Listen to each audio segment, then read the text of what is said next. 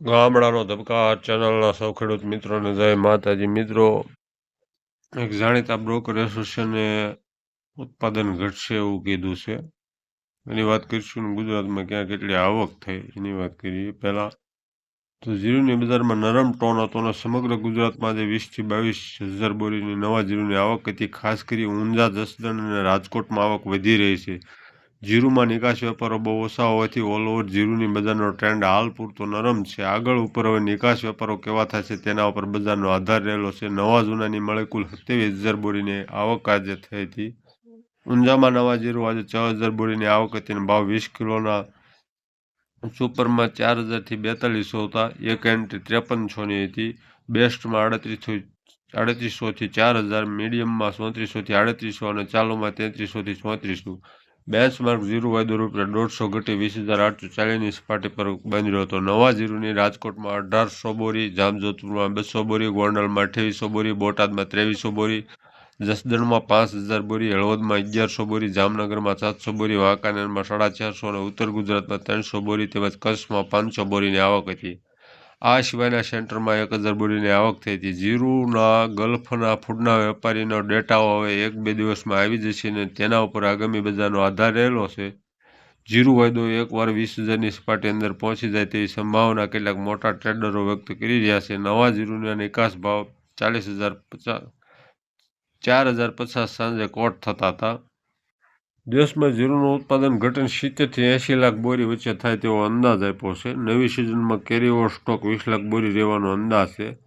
ભારતમાં 2024 પછીની સિઝનમાં જીરુનું ઉત્પાદન ગયા વર્ષ કરતાં ઓછું રહેવાનો અંદાજ છે, કારણ કે કેટલાક મુખ્ય ઉગાડતા પ્રદેશોમાં વાવેતર વિસ્તારમાં ઘટાડો, હવામાનની અનિયમિતતા અને જીવાતોના હુમલાના કારણે આ વર્ષે જીરુનું ઉત્પાદન ઓછો થવાનો અંદાજ. વેપાર સૂત્રોના અંદાજ છે કે જીરુનો પાક 70 થી 90 લાખ બેગ 155 કિલો પ્રતિ બેગની વચ્ચે રહેશે, જે 2023-24માં 1,15 લાખ બેગનો બમ્પર પાક હતો. જીરાના વાવેતર ગયા વર્ષની સરખામણીએ લગભગ 25% ઓછું હતું.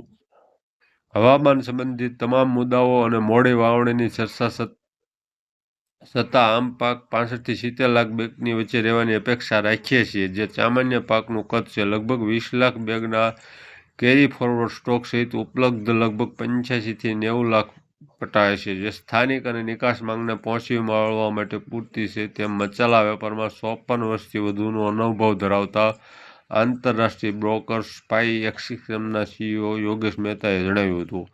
ઓક્ટોબર-નવેમ્બર દરમિયાન સામાન્ય કરતાં વધુ તાપમાને જીરુની વાવણી પ્રક્રિયાને અસર કરી, જેના પરિણામે અંકુરણ ઓછું થયું, જેના કારણે ખેડૂતોને રાજસ્થાનના કેટલાક પ્રદેશોમાં ઘણી વખત ફરીથી વાવણી કરવાની ફરજ પડી.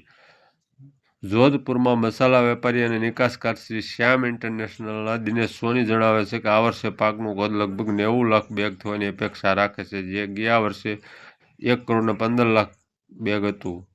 સોનીએ જણાવ્યું કે ગુજરાતમાં જીરુનો વિસ્તાર લગભગ 20% અને રાજસ્થાનમાં લગભગ 5% ઘટ્યો છે. જોધપુરમાં વેપાર સંસ્થા રાજસ્થાની સ્પાઇસના ફાઇનાન્શિયલ ડિરેક્ટર પર રહેલા સોનીએ જણાવ્યું હતું કે ગયા વર્ષે ઉતારો સારો હતો, જેને કારણે ઉત્પાદનમાં વધારો થયો હતો. આ વર્ષે વાવણીમાં વિલંબ અને હવામાન સંબંધિત સમસ્યાઓને કારણે ઉત્પાદન ઓછું રહેવાની શક્યતા છે, જે એકંદરે ઉત્પાદન પર અસર કરી શકે. જામજોધપુરમાં દક્ષિણ એશિયા બાયોટેકનોલોજી સેન્ટરના સ્થાપક ડિરેક્ટર ભગીરથ ચૌધરી, જેઓ રાજસ્થાન મસાલા ઉત્પાદકો સાથે કામ કરે છે અને ઇન્ટિગ્રેટેડ પેસ્ટ મેનેજમેન્ટ (IPM) સંસ્થાઓને પ્રોત્સાહન આપે છે, તેમણે જણાવ્યું હતું કે આ વર્ષે રાજ્યમાં જીરુનો પાક લગભગ 30% ઓછો થઈ શકે. ફક્ત વહેલા વાવેતર થયા છે, જે પાકના વિસ્તારમાં લગભગ 60 થી 65% જેટલો હિસ્સો ધરાવે છે, તે સારી સ્થિતિમાં છે. જ્યારે ઓક્ટોબર-નવેમ્બર દરમિયાન સામાન્ય કરતાં વધુ તાપમાનને કારણે વાવેતરમાં વિલંબ થયો હતો, તેવા વિસ્તારોમાં વૃદ્ધિ અટકી ગઈ છે અને